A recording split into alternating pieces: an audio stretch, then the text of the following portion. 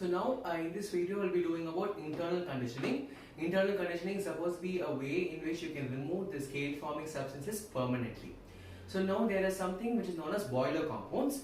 Boiler compounds are supposed to be defined as the chemicals that you make use of for the complete removal of scale causing substances or hardness causing substances.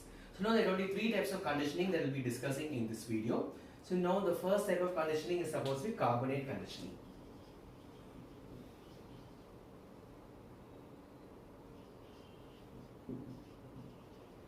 Carbonate conditioning involves the addition of Na2CO3 to the compound, provided the pressure is low. Low pressure is there. Low pressure must be there in the boiler. Okay, the boiler must have low pressure. So now let me just tell you why the pressure must be low. Because you make use of Na2CO3 for in carbonate conditioning, and then the salt which must be removed is CaSO4. So you'll be getting CaCO3 and then you'll be getting Na2SO4. Your work is done because your calcium ion has been removed in the form of calcium carbonate. Calcium carbonate is supposed to be highly insoluble in water.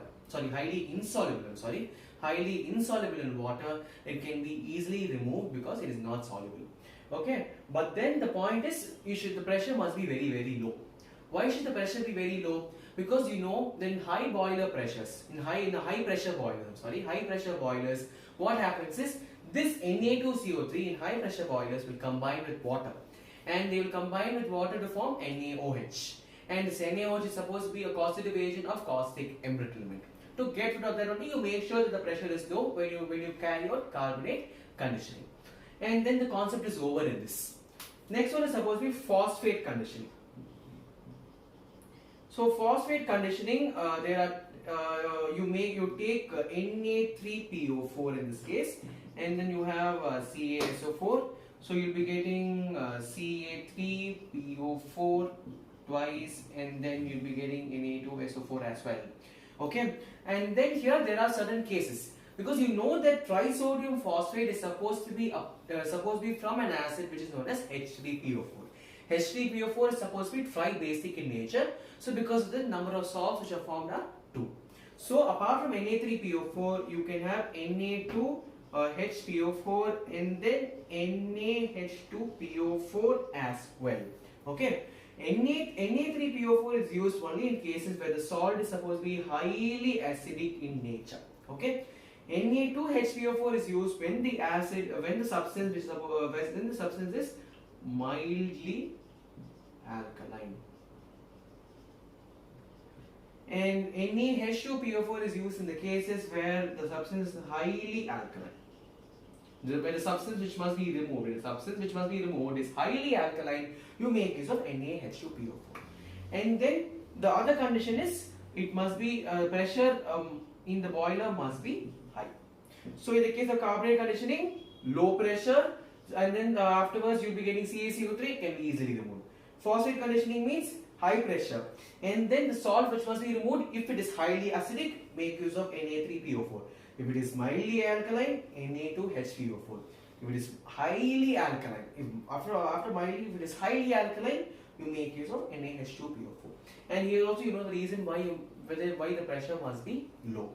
Okay, so now the next one is supposed to be Calgon conditioning. So what is Calgon conditioning? Calgon conditioning is a process where you make use of a compound which is known as sodium hexametaphosphate. So Calgon is a process where you make use of a compound which is known as sodium hexametaphosphate. Okay, how do you represent sodium hexametaphosphate? The way in which you represent sodium hexametaphosphate is Na4 PO3 6 times. Okay, so now for example, you take the salt calcium sulfate which causes scale, you make that react with Na4 PO3 6 times, you will be getting Na2 Ca2 PO3 6 times. Okay, and the equation must be balanced. Okay, the equation must be balanced, and then plus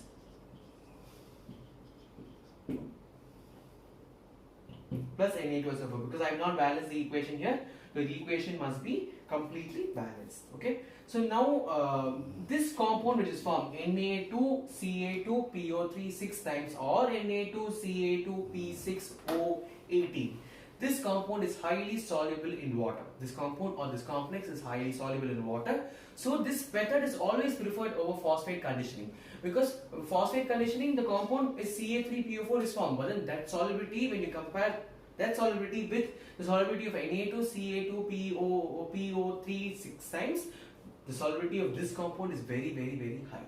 Okay, so because of that you always prefer this method, because as soon as your hardness is removed, this compound will dissolve in water. If this compound dissolves in water, obviously your work is done, your hardness has been removed, or your scale forming substance has been removed. So in this video we discussed about the various ways in which you can remove the scale forming substances permanently. You will have just very less topics. You will have desalination, which works under the principle of reverse osmosis or RO.